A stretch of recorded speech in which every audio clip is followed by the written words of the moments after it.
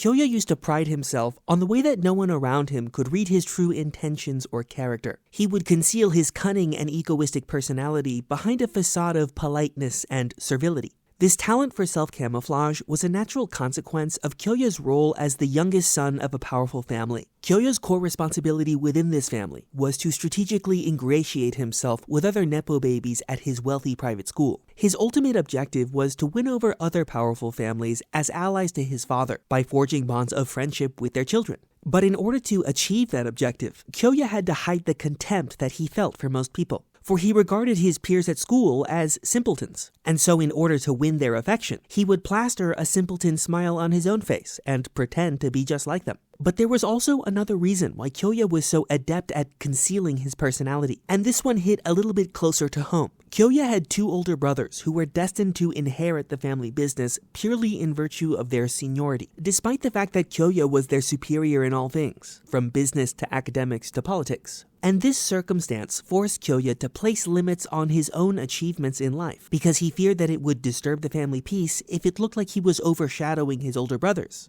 Kyoya's father certainly expected him to be excellent, but if Kyoya shined too brightly, it may seem as though he's acting above his station, or sending a message to his brothers that he is their superior. And in the hierarchical world of family aristocracy, that is a very dangerous game to play. And so Kyoya always forced himself to dampen his own ambitions. But as a result, his entire life would then become something of a lie, a self-imposed prison of servile mediocrity relative to his own infinite potential. I think that these details about Kyoya's life are pretty important as context if we want to understand why Kyoya accepted Tamaki's proposal to found the Ouran Host Club. Haruhi once told Kyoya that his participation in the club had always surprised her, because a high school host club is such a crazy idea, whereas Kyoya is always so practical and level-headed. But Kyoya explained to Haruhi that it was precisely the craziness of the enterprise that attracted him in the first place. Kyoya's level-headed practicality was never some kind of innate quality that he particularly valued. It was the result of his undesirable position within the family hierarchy as the youngest son who must be excellent yet also inconspicuous, and who always draws within the lines established by his older brothers.